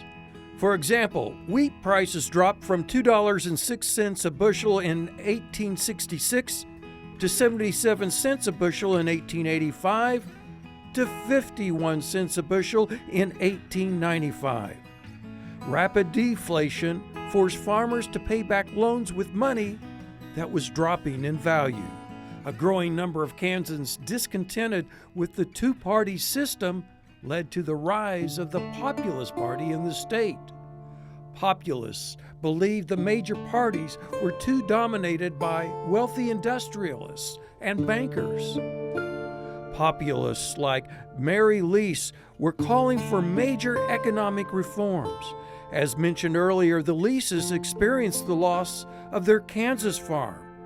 She found a cause she could both write about and speak about passionately. So she becomes popular with the Populist Party starting in around 1888. She begins making some of her first speeches. In 1890, Lease made more than 160 speeches for the Populist Party campaign. It is said Lease would speak without notes. She could stand in front of an audience and she could deliver a very fiery, inspiring, revelatory gem and hold the audience in the palm of her hand. Lease also wrote for her party newspapers. She was also involved in African American suffrage. Her Populist Party allies gave her names like Our Queen Mary. Supporters also called her Mother Lease, but her enemies called her Mary Yellen. But what's interesting is the yelling that she does on stage, in some cases, costs other politicians their careers. Because in some cases, she purports to expose the wrongdoing or the backroom political deals of other politicians. One of those whose career Lise ended was Kansas U.S. Senator John Ingalls. After coming into her crosshairs and her verbal diatribes, he's voted out of office. John Ingalls was a 3-term senator from Atchison. Ingalls' statue was one of 2 from Kansas placed in the U.S. Capitol's Statuary Hall. An interesting note, in recent years, Ingalls' statue was replaced with Amelia Earhart's, also from Atchison, and also a great woman of Kansas. But back to Mary Elizabeth Lise. She's becoming quite the firebrand, known as an agitator. And really, she's a disruptor. She comes in and disrupts everybody's normal political operations. And so she gains a lot of derision from male politicians. Famed Emporia editor William Allen White did not share her political views. On one occasion, he wrote, quote, "She could recite the multiplication table and set a crowd hooting and hurrahing at her will," end of quote. And that shows the great magnetism that she held over people. She could sway opinion. She understood how to communicate with people, sway opinion, and therefore it could have a ripple effect at the ballot box. Lise had gained enough notoriety that big city newspapers were reporting on her speeches and allegedly attributing quotes to Lise she may not have uttered. Mary Elizabeth Lise is said to have implored Kansas farmers to raise more hay and less corn. What's amazing, even in her own lifetime, when she was asked, "Did you say that?" she said, "No, I never said it, but I'll claim it. If it's been laid at my feet, it sounds great, it's motivating, it's inspiring, so I'll run with it." Lise became a lightning rod for attracting attention. Some of the newspaper comments then were quite negative and denigrating. For example, the editor of the Wellington Monitor Press fired back at Lise after she attacked him in a Wellington speech. The story goes, quote, "At the Opera House meeting last Monday night, a miserable caricature upon womanhood, hideously ugly in feature and foul of tongue, made an ostensible political speech, but which consisted mainly of the rankest kind of personal abuse of people in this city, among which the editor of this paper understands that he came in for the principal share," end of quote. And as with Carrie Nation, Mary Elizabeth Lise will literally be denigrated in the press, and really her detractors are predominantly men who again believe she's stepping outside of the natural and appropriate sphere of influence for a woman, and that she's going beyond all good womanly bounds. As a matter of fact, they paint her as being unwomanly. The Wellington editor called Lise an old hag, an old harpy, and a petticoated smut mill. But Lise just continued making speeches. As a matter of fact, one of her most famous speeches that she gives it back east. She says that the true enemy of Americans is Wall Street. She said, "We don't have a government by, for, and of the people. We have a government by, for, and of Wall Street." It is a point of view heard to this day. In late 1894, Lise purchased a small farm in California. "I'm tired of the barren plains of Kansas," she said in an explanation of her desertion of that state. Lise separated from the Populist Party she worked so hard for. Despite that fallout, Lise said many of the reforms she fought for were realized when Teddy Roosevelt became president. Lise was bold in advocating for workers' rights, voting rights, and economic reforms. For that, she got pushback, not just from men, but also from conservative women. Mary Elizabeth Lise and her husband divorce, and she moves back east, spending her remaining years with her children. Her sharp tongue no longer a threat to politicians, but her impact still remembered as a great woman of Kansas.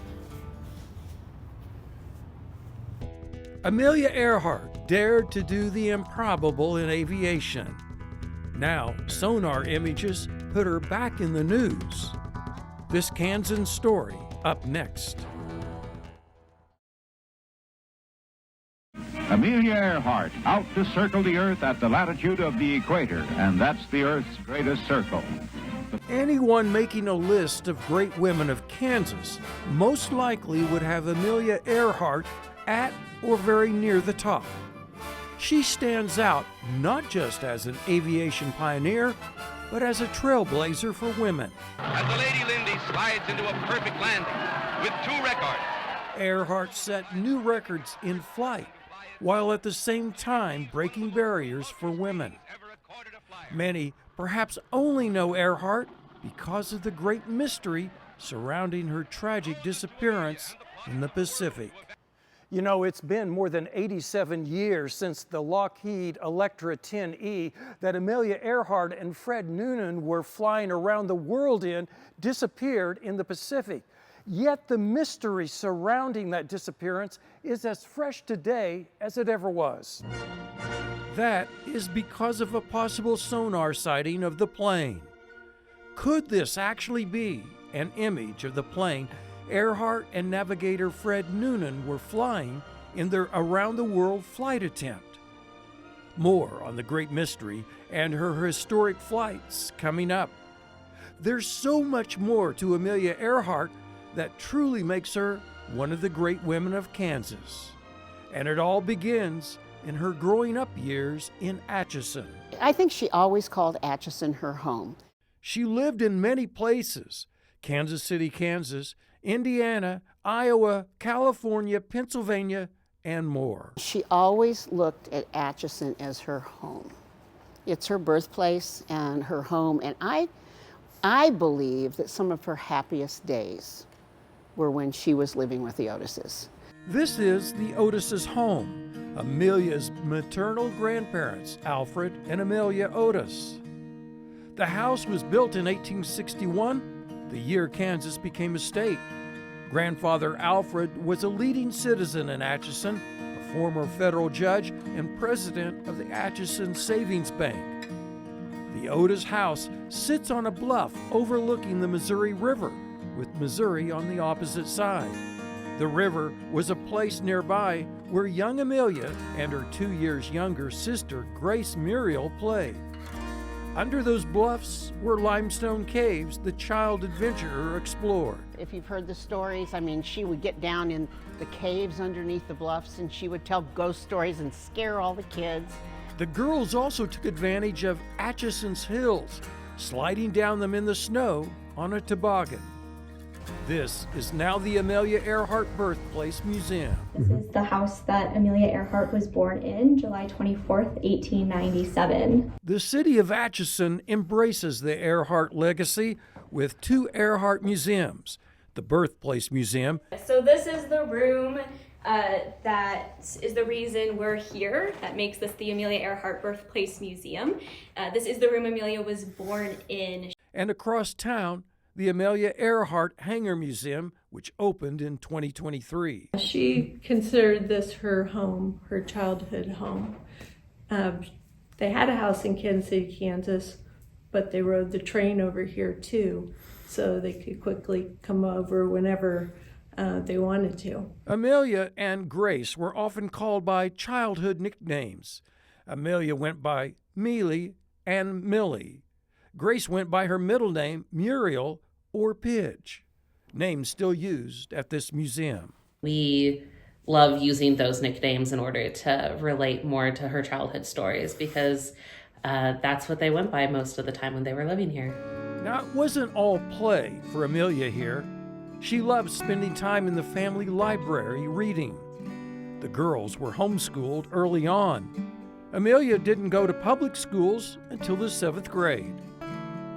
The Earhart family went to the 1904 St. Louis World's Fair. Amelia wanted to ride the fair's roller coaster, but was told she couldn't.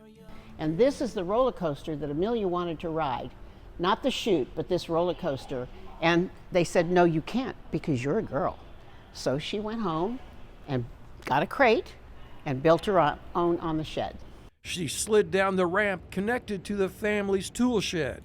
She crashed at the bottom, ending up with a bruised lip, a torn dress, but with a feeling of exhilaration. Amelia exclaimed to her sister, "Pidge, it's just like flying." Perhaps a sign of things to come.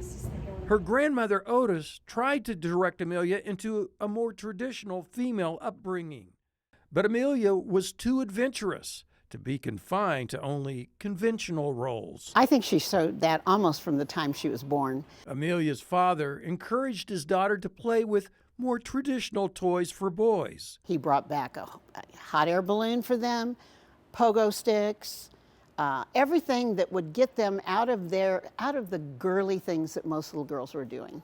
Still, Seberg says it's a mistake to think of Earhart as only a tomboy.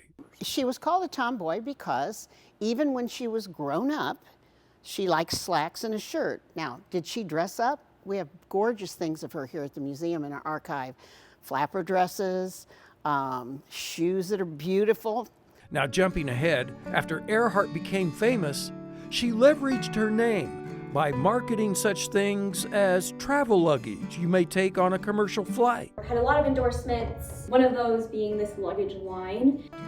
She also designed women's clothing. Amelia was one of the first to use her fame as a marketing tool. She made her own line of clothing. She had her own label. Her clothing line was commonly seen in newspaper advertisements then. Some full-page ads included long storylines about her fashions. But she designed clothes for women that were comfortable but pretty. Once famous and with a household name, Earhart was paid for several product endorsements. The money helped to fund her flying adventures. And it's interesting because when you look at her in different photos, she looks so different in all of them. Amelia could gracefully transition from work overalls to gowns to attend galas or suits to meet with presidents. I mean, it's interesting to see the changes that she made when she dressed up or when she was out there flying. That fame came from flying. Looking back, Earhart's introduction to flying was a 10-minute flight for $10. That's all it took to stoke Amelia's passion for flying. She never stopped. Amelia, in her early 20s, did several odd jobs to raise money for flying lessons. But after that, she ended up with 30 jobs by the time she was 28 to raise money. So she was a gravel truck driver. She was all kinds of things to raise money so she could fly. Earhart became only the 16th woman to be issued a pilot's license in the U.S. Was she the best woman pilot? Maybe not. But she was the one that broke records. Earhart set a women's altitude record for that time. But then, like a plane entering a stall and diving, Amelia went through financial hard times in her mid-20s, forcing her to sell her planes and find other work. Flying had to take a back seat to surviving. So she really did a little bit of everything, and before she was big into flight, she was a nurse's aide, she was a mechanic, a gravel truck driver, she was a stenographer. She entered university studies, only to drop out for a lack of funds. She kept busy while trying to find her way. But then, at the age of 30, came the big break, propelling Amelia to international stardom. I think her break to be asked to fly across the Atlantic with the Gentlemen Pilots was her big break. Earhart was invited to be a passenger, while pilot Wilmer Stultz and mechanic Lewis Gordon flew across the Atlantic. It was a first Atlantic crossing flight for a woman. Her only flight duty was keeping a log. Stultz did all the flying. Earhart likened her presence on the plane to being baggage. And after that, all she could say is, well, I was just a sack of potatoes. I need to do this myself. And that's what she did. The so-called sack of potatoes feelings, Earhart's words, even as a passenger, grabbed many of the news film headlines of the day. as first woman, even though just as a passenger, she would get first mention in the newsreels and the greater limelight than the pilot and co-pilot mechanic. Amelia, again with Stolzen Gordon, is given a big city welcome. This time it's New York who lauds Amelia as first woman to fly across Atlantic. The three were given a ticker tape parade in New York City, with thousands lining the parade route. Amelia, again getting top billing, as the three are decorated by the acting mayor. A city pays homage to aviation's best girl. Later, there's a White House reception with President Calvin Coolidge. Earhart had to have known she was getting the attention without, in her mind, having done the work for it. All this only whetted her appetite for more. The flight gave Earhart confidence she could do the same on her own. She wanted a clean record, honest notoriety for her own accomplishments. So I think that's what propelled her truly, is that flight. She was irritated that she was just a passenger. The press, always looking for a good story, saw a great story in Earhart. Newspapers dubbed her Lady Lindy, comparing her to Charles Lindbergh, Lucky Lindy, who crossed the Atlantic just the previous year. That first Atlantic flight also connected her with the flight's publicist, George Putnam, whom Earhart would later marry. Now, here's the backstory to that Atlantic flight, which thrusted Earhart to stardom. The flight was sponsored by an American woman living in London, Amy Phipps Guest. Phipps, the daughter of American industrialist Henry Phipps Jr., was quite wealthy. She hired publisher George Putnam to help seek out a female American aviator with the right image to be on that flight. Phipps actually wanted to be the first woman to fly the Atlantic, but deemed it too dangerous. So, Putnam and others interviewed, then selected and invited Earhart for the Atlantic flight.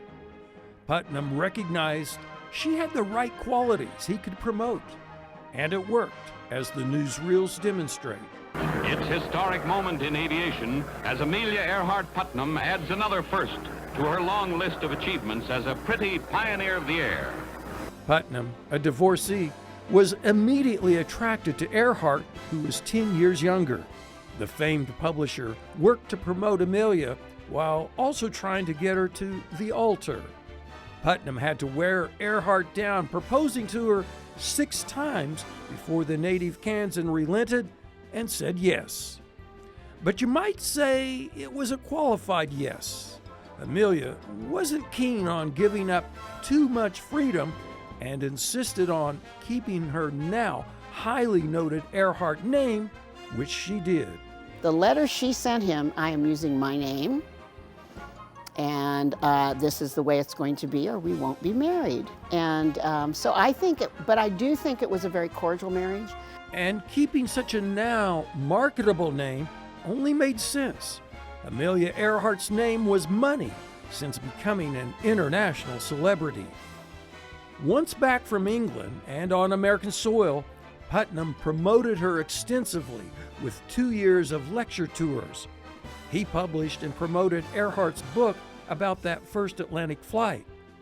Earhart made several product endorsements also.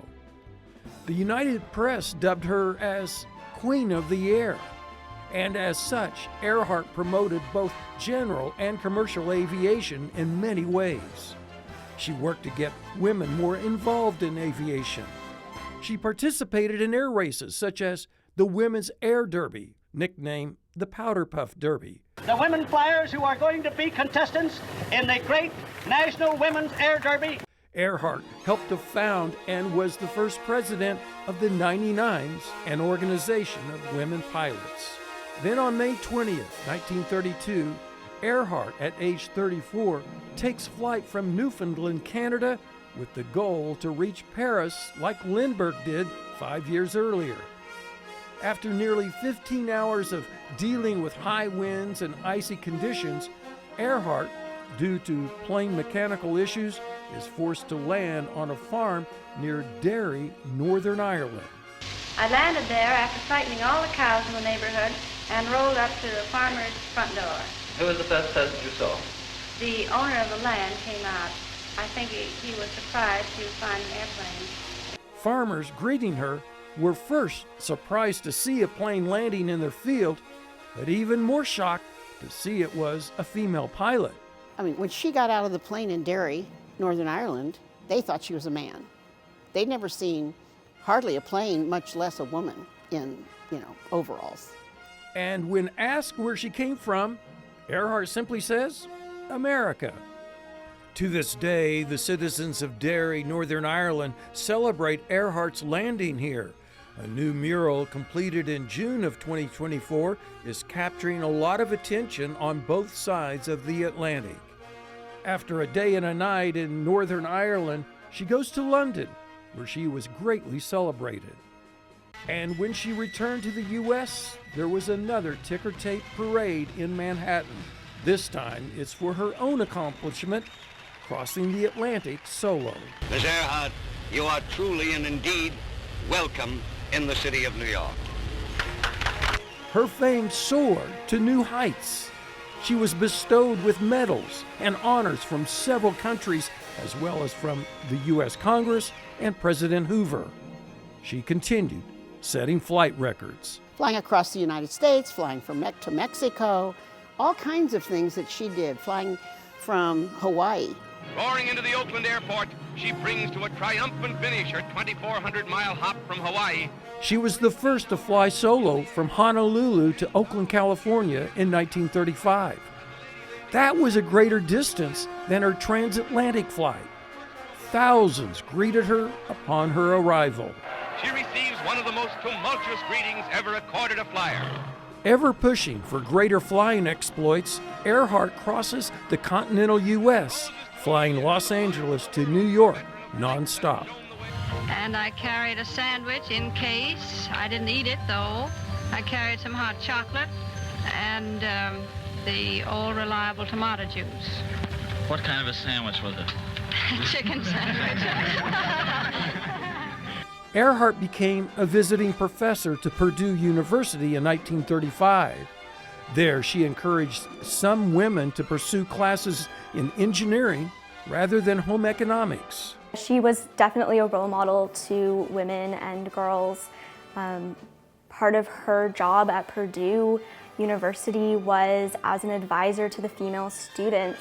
All of her flying exploits helped lay the foundation for her ultimate test, flying around the world.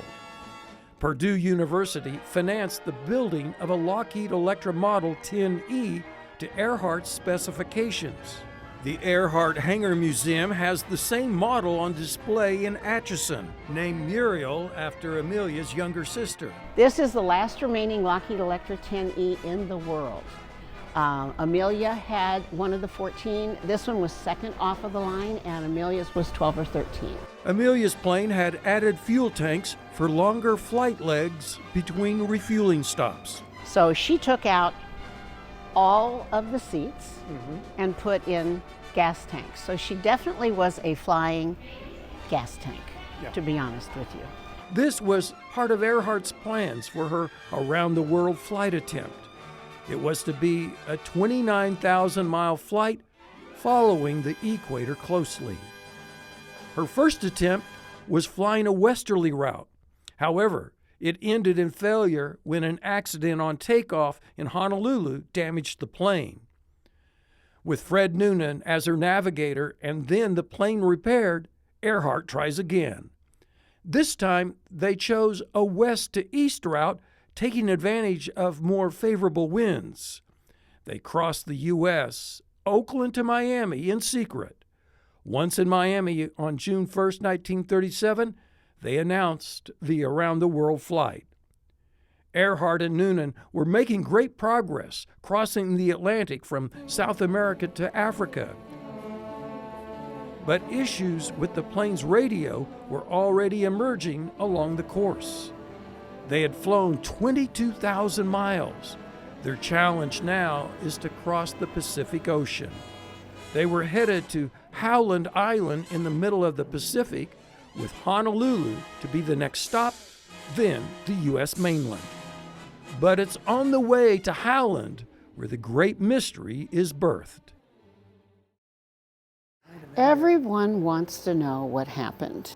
It is believed that Earhart and Noonan were having radio problems. The U.S. Coast Guard ship Itasca was sent to Howland Island to help with communication and navigation. The Coast Guard cutter could hear Earhart's transmissions, but evidently Earhart couldn't hear the ship's radio transmissions. And because the Itasca could hear her and she couldn't hear them, and she really couldn't converse, people just, they didn't know what happened. Voice communication from Earhart's plane received by Itasca indicated the plane was near Howland Island and that the plane was low on fuel. But sadly, Earhart and Noonan weren't receiving the ship's communications. So all of these mysteries, what happened, you know? The plane disappeared July 2nd, 1937. A U.S. government investigation concluded the plane ran out of fuel and crashed into the ocean.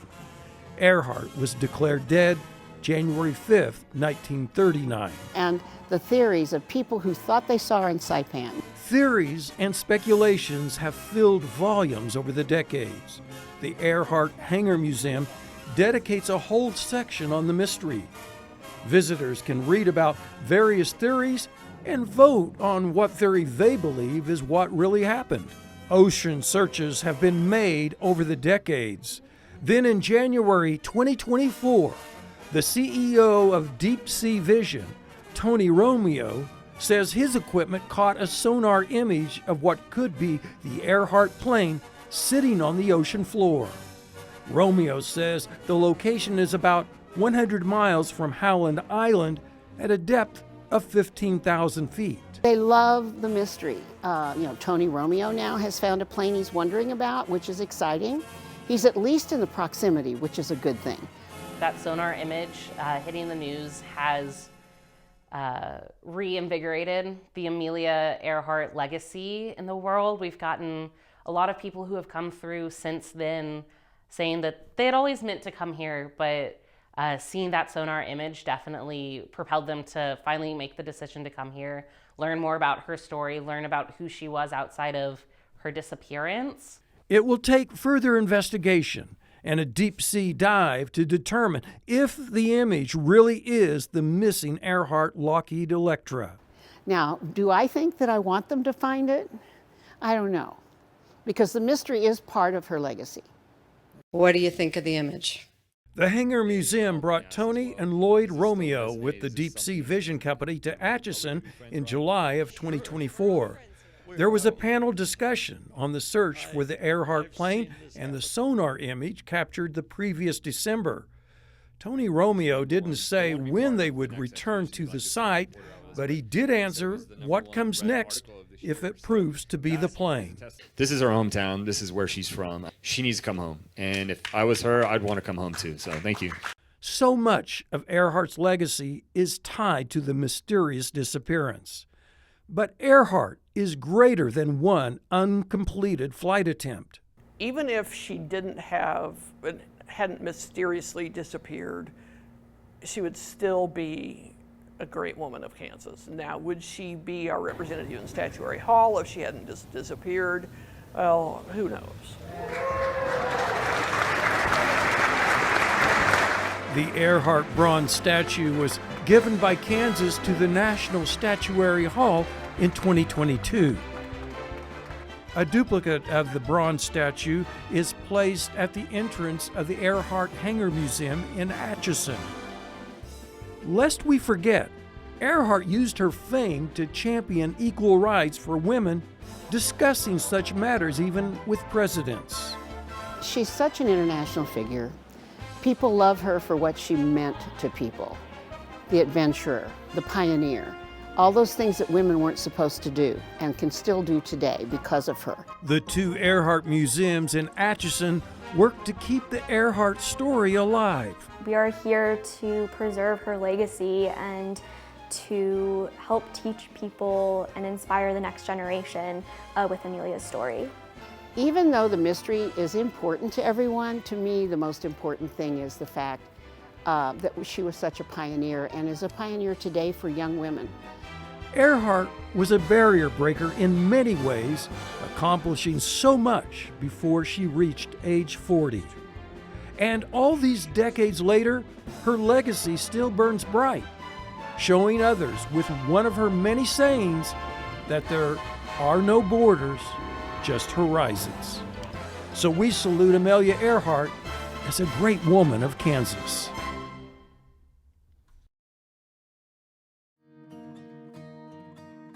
As we reach the close of our program, think of it as a beginning. There are too many great women of Kansas to tell all their stories in one airing. Work is already underway for Part 2. In it, we hope to tell the stories of such great women as Ollie Van Beach, Hattie McDaniel, Nancy Kassebaum, and more. There will almost certainly be those great women we won't be able to get to, and many viewers will undoubtedly have their own opinions on those who should be included in the program. That there will be too many stories to tell simply speaks to how many great women of Kansas there are. So, for all of us at PBS Kansas, this is your producer Chris Frank saying, thanks for watching.